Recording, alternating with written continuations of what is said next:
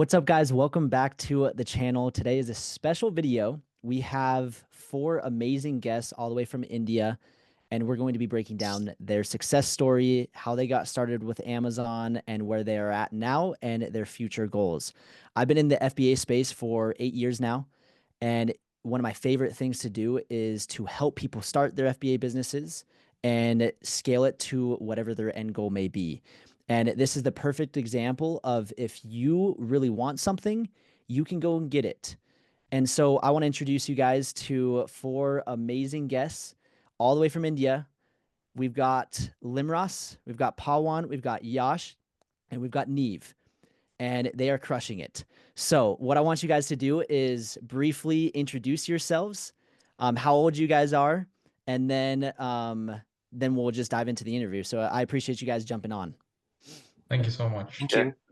thank you so much for having us, Shravan. My name is Pavan. I'm 23 years old, and we four of us we all live in the same town, Kolhapur, here in India, same city. And we started this journey back in 2022. And Limras called me. He was like, uh, you know, I've seen this. I've came across this business model on Instagram, and I want to start this. And I remember Limras and Yash. They both were studying in the UK at that time, and yeah, it the rest is history and all of that. And both of us we are friends since fifth grade here. And Neve, who is our younger brother, he started at the age of 16. And I remember at that time Neve wanted to come in. He came late in the in your course, and we were kind of like if he is a good fit for the program.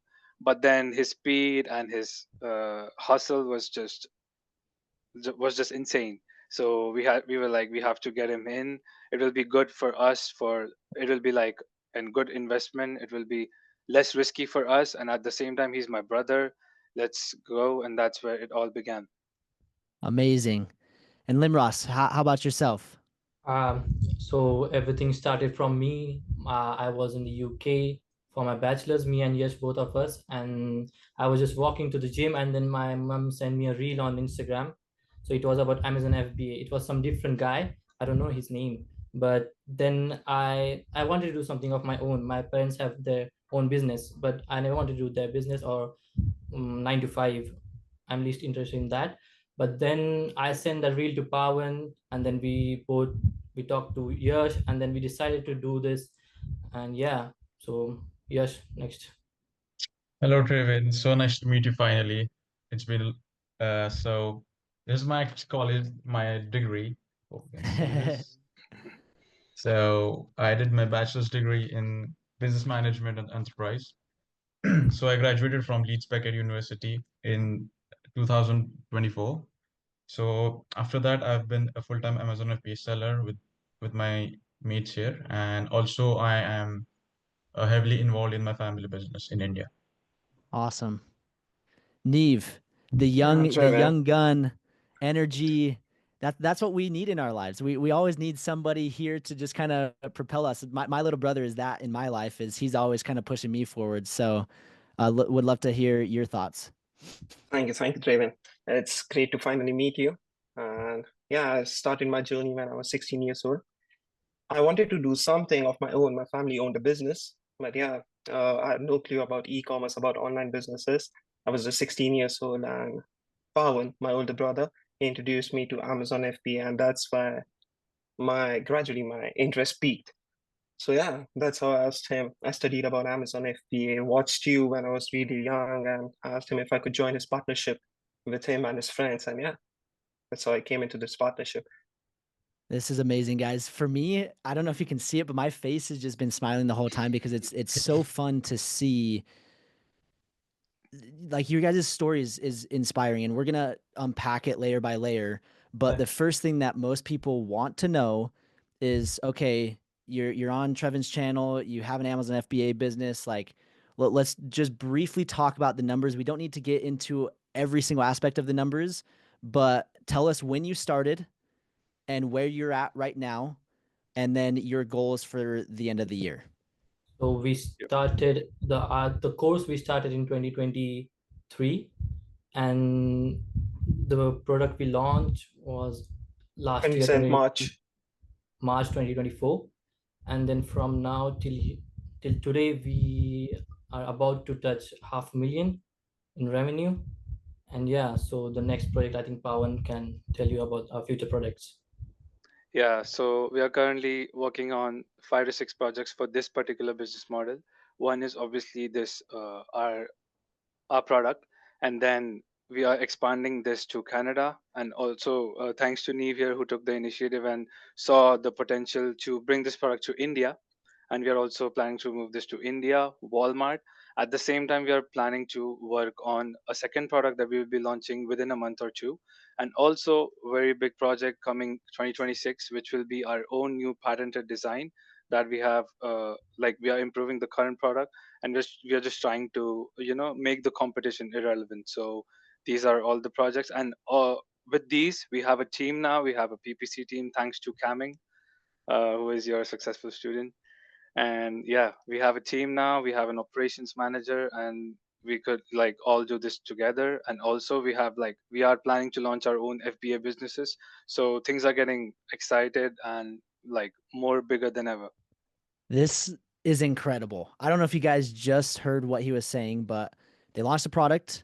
It's been not even a year since they launched, March of 2024. And here we are. I guess we're coming up on almost exactly a year to the date. And Right. they've done close to 500,000 with one product, right? Yeah, Yeah, one with product. one One product. single product. And now they're expanding, they're growing, and that's inspiring. Like, you guys don't understand. They didn't know about the FBA model until just a few years ago. They live in India, and I know, and again, like, there's so many people that have excuses of, oh, I can't do something, or oh, it's too hard, and there's too many obstacles in their way, or they have so many excuses. And you guys, zero excuses. You guys just said, you know what? Let's do it. Let's make it happen. And another thing, like, you guys speak great English, but what people also need to realize is English is your second language. Like, it's not even your first language. And there's people that English is their first and they have an excuse of why they can't start a business. And I'm like, just that alone, you guys have the advantage. And so Yeah. you guys are living proof. And like, that's the entrepreneur like dream, to be able to start from nothing and grow. And so, like, for me personally, like, you guys are an inspiration. So I speak Spanish, and learning a second language, I don't think people realize, is so hard. Like you guys should be stoked with like how good you guys speak English, first and foremost. And second, for those that don't understand, it is a hard task. So not only did they learn English and speak it amazing, they launched a freaking business in the US and are crushing it. Like, guys, my mind is blown, and it's so inspiring for me. And like, again, like, I could go on and on with this. So again, I just want to congratulate you guys on that success. It's unbelievable. And I'm excited with your guys' journey, because I know you guys are going to continue to Thank you. crush. Thank you so Um, much. so with that said, let's unpack your guys' partnership. We briefly touched on this earlier in the call, but I want you guys to explain. You guys are a group of 4. A lot of times a partnership in business can make things terrible, or they can make things amazing. So how do you guys balance the partnership? Yeah, so the partnership is equal 25% each, and we all invested the equal amount of money. So right from the scratch, we divided our business, like we made systems. So one department is going to be, let's say, risk mitigation, and the other one is going to be income producing. So we made sure that Limras and Neve here, they're taking care of the income producing department, where they take care of the listing optimization, then they get the A plus content, they get the photographs, they get the reviews, all of the stuff. And me and Yash here, we handle the back end of the business, which is the risk mitigation, from cash flow forecasting, cash flow managing, to inventory management, shipping labels, shipping in at the right time, all of this stuff. So yeah, this is where systems and processes came into place, and this now we are like hiring some people, replicating the systems and expanding. That's awesome. I think for you beginners out there, that's one of the most important things. Like, when you establish a business partnership, clearly setting expectations of what each partner is going to do is one of the most important things. And in this particular partnership, it's really cool because they can divvy it up and it allows you to focus on a few main tasks and be experts in it. Like I'm sure Limros, you understand inventory management, cash flow, but like it's not your main focus. You can take your energy and focus on launching, listing optimization, and the income producing elements. So I would love to kind of hear your thought on like, okay, we've got the inventory management side on Pawan and Yash, but what's your kind of main focus on the income producing side? So mainly the inventory and the ordering the inventory from the China, it's looked by Pound and Yash. But me and Neve, we look after the reviews. If we need some reviews, then we manage to get them from somewhere else, you know.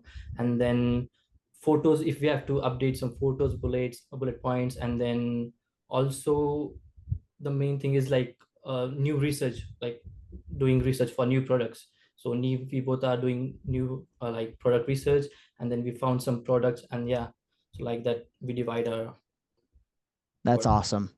So I'm not sure who wants to answer this, but at what point in your business did you guys feel like, hey, we're on to something, this is working, and we're going to go all in? First 14 days after launch. 14 Yeah. days. Yeah. Yeah, that's where we It, went out of stock, and it was like from 0 to out of stock within 14 days. what? So So what was your initially we sales like in 14 days? so 600 we units, on something. yeah, 600 units in 14 days. That's crazy. yeah. So what's the revenue on that? Is that 10,000? Yeah, $10,000 to $15,000. Yeah, That's 15,000. crazy. In 14 days. That's amazing. So from there, you ran out of stock. This is one thing that I would say 99.9% of all Amazon sellers face and will face. It's just part of the process, running out of stock. So, I mean, 14 days, you obviously did not project. I mean, ordering 600 units and selling in 14 days, that's unbelievable. What was that process like of like, okay, this worked. How do we get back in stock as soon as possible? What was the relaunch? What did that look like? And explain the dynamic there, because again, every single Amazon seller goes through the same exact problem where they either order too much, they don't order enough, they run out of stock. Trying to balance that. I would love to kind of hear your guys' thoughts on that. We went out of stock many times last year because we didn't know what to do, like when to order exact time. So we ordered the inventory after like going like 5 to 10 days before going out of stock, but still after a few months we again went out of stock. So now this year our main focus is not to go out of stock. We have order inventory, and then we were very nervous when we went out of stock because our BSR went up, and so we messaged in the group on your Facebook group. So Camming told us, don't worry, it will again come back. So yeah, after that we just were focused on keeping the product in stock. That's Yeah, also incredible. like the manufacturers were they would not trust us on giving us much credit. At the same time, Amazon takes 15 days to give payment. They have reserve holds and all of the stuff. So we did not have that much money to invest from our pocket. So we had to wait. And I would say if we didn't go out of stock, we would have been like around 700 to $900,000 by now in revenue. But yeah, like it's all lessons and stuff. No, and that's Yeah. one thing that people don't realize with an inventory based business. Cash flow is a tricky thing to navigate. And especially like me and like you guys, we don't start with hundreds of thousands of dollars.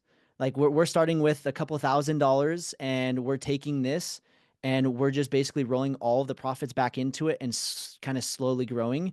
So yeah, 100%. Like Paul, on what you said, if you had the inventory to sell, like, yeah, it would have been 700, 900,000. And that was the same thing with me. Like if I would have just stayed in stock, and I still have this issue, like if I could just stay in stock the entire year, it would be crazy. But again, it's not a perfect world and it's never going to be. And those are just parts of running a business where you're going to have those ebbs and flows. You're going to have those times where you're out of stock and in stock and all that stuff. So trying to manage that is by far in my opinion, the hardest part to an e-com inventory based business is just trying to manage the cash flow and trying to make sure that you don't run out of stock.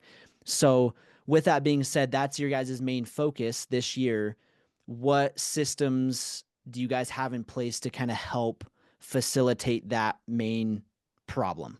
Yeah, so the main thing, like the most important thing is being able to like forecast the cash flow.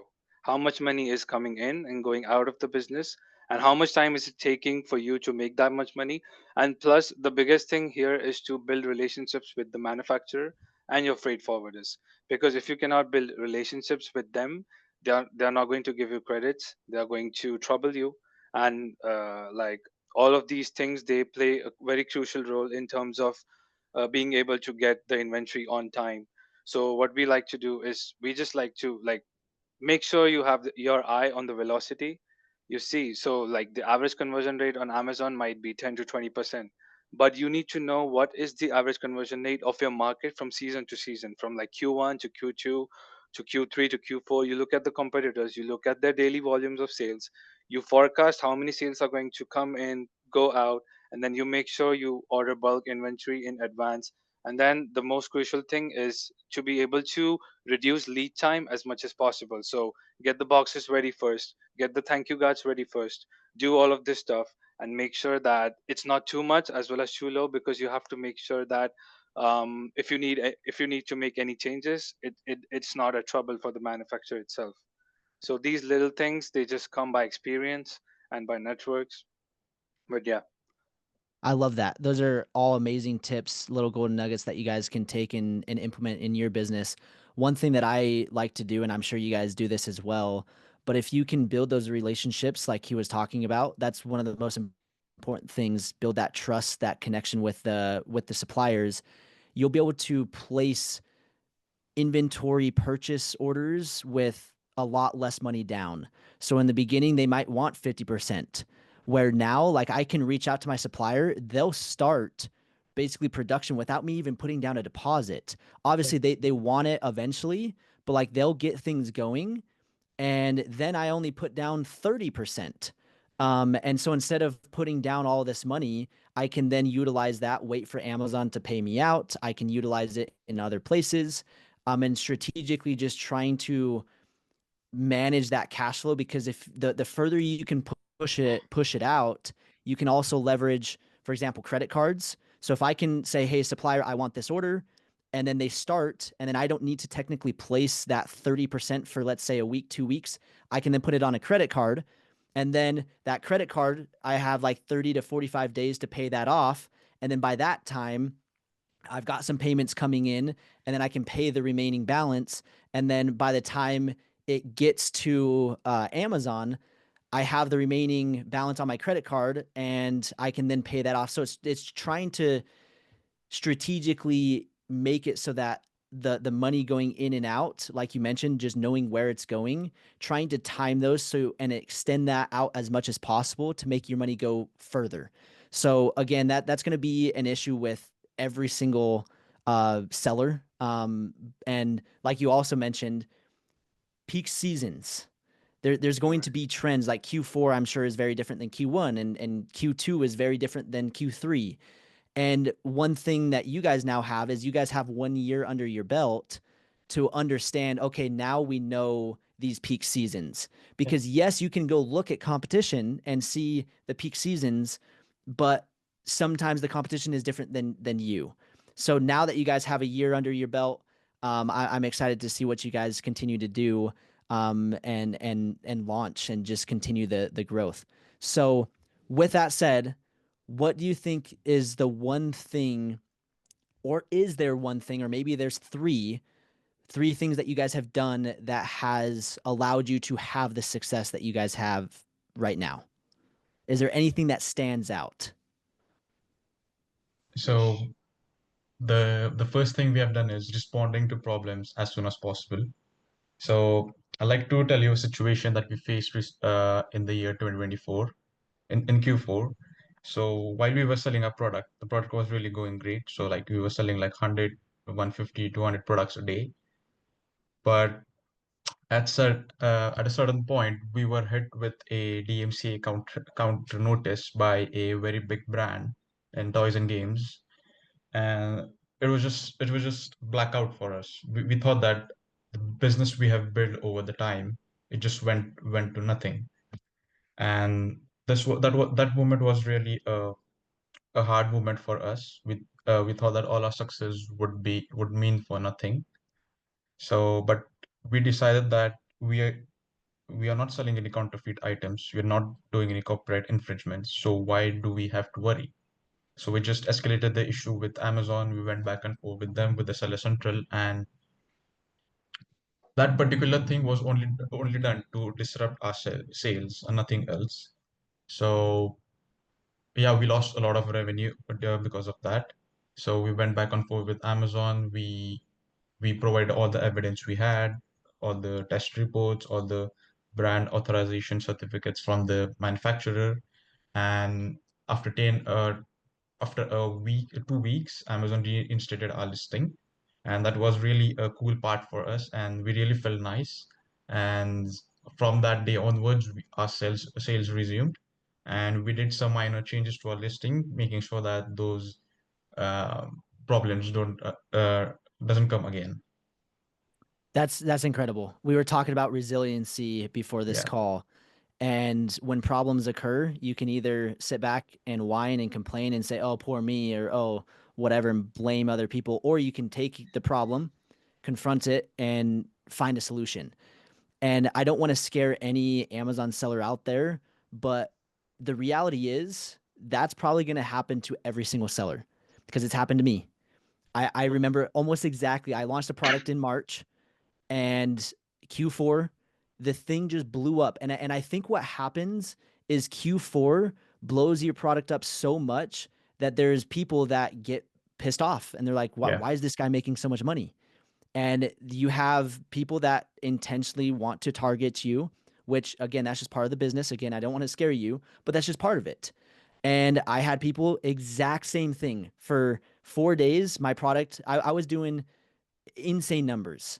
And all of a sudden, boom, just tanked. And I'm like, all because some guy reported some copyright claim that was not true. That was not Yeah. even close. And I'm sure that's basically the same thing that happened to you.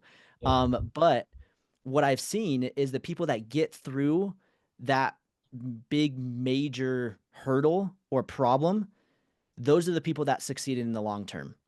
And that's why you guys are obviously had the success that you guys have had. And so one thing that I want to be clear to the audience watching is if you think that starting a business is going to be easy and you're not going to have any problems, go get a 9 to 5 job and work for somebody else because you are going to have problems. But how you respond to those problems is what's going to make or break and be the difference of making a couple thousand versus a 500,000 in your first year.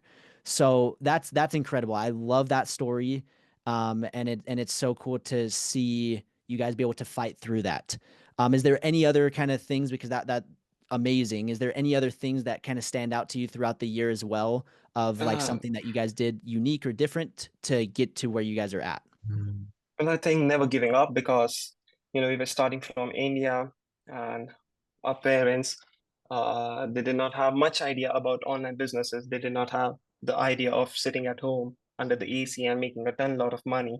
And when I asked them that if I could do the online businesses, and I was 16 years old at that time, and convincing them about doing this business, about getting online, and I'm a dropout. So yeah, that was much of a problem for us, but yeah, we never gave up. We just went through it. We managed every single problem that came. And yeah, now here we are. I can only Our imagine your parents parents' always, reaction on that. yeah, Saying, hey, Yeah. I want to do this. And they're like, what? Is this even possible? Because I know like when I started, Yeah. my mom was like, what? Like she didn't even understand. And I'm like, it's right here. Like I'm showing you. And she's still, and now 8 years later, she's like, okay, Trevin, I trust you. yeah, So I think all of us go through that same issue, but that's a really good point and never giving up. And you are going to get flack and maybe people coming to you and saying, I don't think you can do this and this is a bad idea. and they may have good intentions, and they're trying to protect you, but at the end of the day, like, you kind of have to make that jump if you want crazy results. You kind of have to be crazy. And I Right. love that. So appreciate you sharing that. Yes, Yeah, and one more thing was that staying delusional for us. So, what happened before launching this first winning product?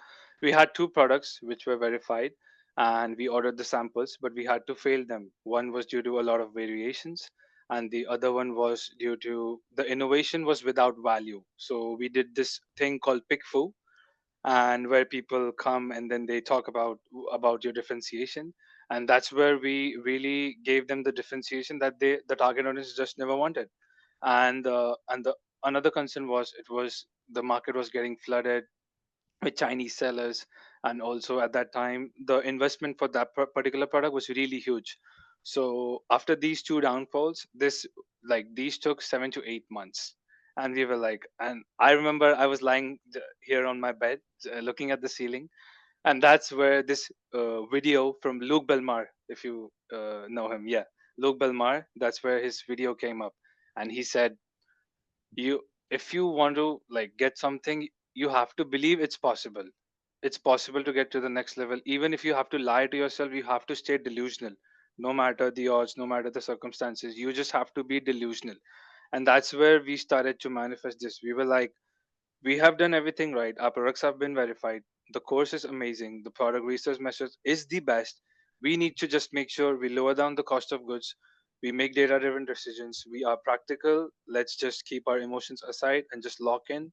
And then we found another product in the next 2 months, which we did not even order the sample for because we had pressure from our home saying that you guys are taking too long, launch the product. So we did not order samples for this particular product, and we send in inventory in September, and we go live at the end of March. And yeah, this is the story. That's incredible. Yeah, being delusional, just having that no quit attitude, and just that that's kind of entrepreneurship. The risk is there, obviously. Like, if anybody says that there's no risk, like, that's not true. But the reward is far greater for me. And so you just kind of have to just commit and go for it. And the way that I look at things, you've got to take a step back and look at the bigger picture. So many people look at like a week at a time or in one day, but if you can step back and look at 2-3 years, you'll see like, oh, okay, if I just be patient and if I can just stick it out long enough, that's where you're going to succeed. And that's the issue with entrepreneurship these days. People don't stick it out long enough, and people try for a month, and they're like, "Wait, I didn't make $1 million. Like, what happened?" And I'm like, well, if it was that easy, every single person would be doing it. But it's going to take months. It's going to take years to build. And so I love being able to see your guys' growth and see where that comes from. And it's just, again, so inspiring to me. So another question I want to ask is, we kind of touched on a few of those things, kind of pivotal moments, but is there a number one tip or piece of advice that you could give to a brand new beginner Amazon seller? Obviously, there's going to be a lot, but like, is there one thing that you guys could say? I know Neve said never give up. Problems, when you confront them, you got to take them head on. Anything else outside of that you can think of? Get yourself a proper mentor or proper course, because we were scammed with the Indian course, and that was not up to the mark. And when we got your course, it was just mind blowing. So I'll just say, get a proper guide, proper mentor, just like you. And yeah, that's it. When you watch To be the honest, videos from the start to end, that's it. That's how you grow. Yes. I actually didn't know that you guys bought nah, a course Yeah. prior, and it didn't go too well. yeah, we bought I'd a love to. $400 course. Unfortunately, this happens a lot. There are a Hmm. lot of people out there that sell courses that probably aren't qualified. So I'm sorry that you guys had to go through that, but I'm glad that you found me. Dive Yeah. into that a little bit. Yeah, for sure. Uh, Yeah, so to be honest, I have bought many courses before you, more like much more expensive.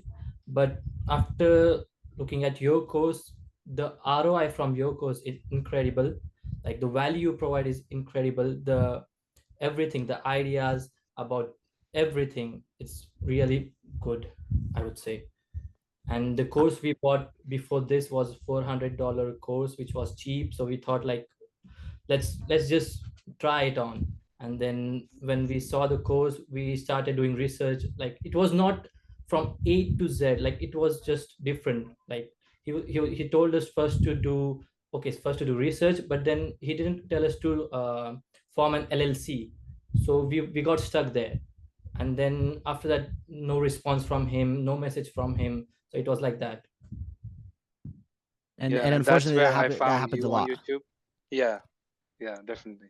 And that's when like I found you on YouTube, and I shared your videos in the in the group. And I don't know if Yash remember this. He kept on saying and calling me like, I think we should buy Trevin's course. I think we should go Yeah. for it. I think we should go for, yeah.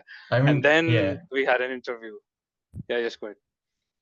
yeah. I mean, the course was like expensive for us at that time.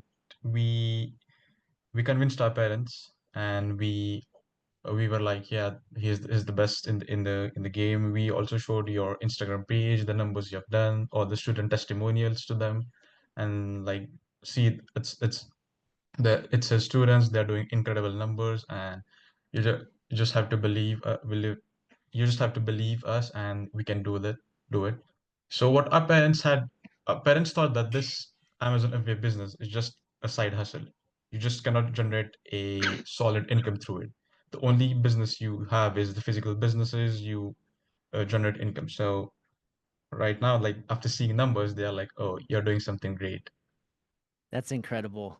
I appreciate you guys, and I will say again, I'm very confident in our programs, our courses, our mentorship, and I know that it's some of the best out there. But I will say a lot of it I have to give credit to you guys because there's a lot of people that will come in and the information is all there. Everything is there ready for you guys to take. But if you didn't take the action that you took, then we wouldn't be having this conversation. So Yeah. like huge shout out to you guys and I do want to give you a lot of credit because yes, we are a very important part or piece to the puzzle, but again, it's not complete without you guys taking action. So Thank that's a very important Appreciate it. part to the entire equation is it's not going to build itself. I can't sit here and babysit you and hold your hand and make sure that you're doing these certain things. Like a lot of it is your responsibility and you guys owned it, you guys took it. And so that's a huge kind of credit to you guys. So that's an incredible journey. I appreciate you guys jumping on. Is there any last things that you guys want to share before we wrap this video up? So I'd I like to would. mention a thing here. So a big shout out to AMC Prosper team and coming, because he has been with us throughout the journey. Whenever we have any doubts, we would just hop on a call with him, discuss our ideas, our difficulties, and he would always be there to guide us and provide a solution promptly. And also the advertising, the PPC side of our business has been totally outsourced to AMC Prosper. So we have that peace of mind. So anyone who is new into the Amazon FBA era or Amazon FBA space, and you don't have much knowledge regarding PPC, or you overthink about it, and you think that you'll be spending a lot of money doing PPC, just reach out to AMC Prosper, and they will do the PPC for you and at a reasonable cost. And they have the knowledge, they have the expertise, and it's no brainer. Awesome. Yeah, That for was those that don't know, Kamang is a student of AMZ Champions, and he's actually one of the coaches. And so it's so fun to be able to see again him start to now helping and being a part of your journey to now just it's this domino effect. So I appreciate you mentioning that. Yeah. Yeah, and for beginners, I would just recommend that never tie your emotions to a product, never, and always go with data. And guys, anyone who is going to buy Trevin's course, just stick to data. It's all data driven. It's really simple to understand, but you guys have to put in the work. But if you like stick to data and you do consistent research every single day, you understand products, you understand markets, and especially the sheets and the PDFs inside the course, they are like they are the sauce, like the icing on the cake. and they just if you guys like can leverage that and you make data driven decisions and do not like tie emotions to any particular product, you guys can succeed. Amazing. You guys are incredible, inspiring. I appreciate you guys jumping on this call. I know it's late. It's morning for me. It's late for you guys. Time differences. It's okay. You guys are incredible. I'm excited to see your progression. Hopefully, we can do a follow up, and hopefully, we can meet you in person here shortly. That would be incredible. And Yeah, We'd love to come there. we love to come. Yeah. We are really excited. Yeah. Awesome. Well, thank you guys so much, and show a lot of love in the comments for this amazing group, inspiring, and we'll see you guys in the next one. Thank you. Thank you so much, Shravan. Thank you.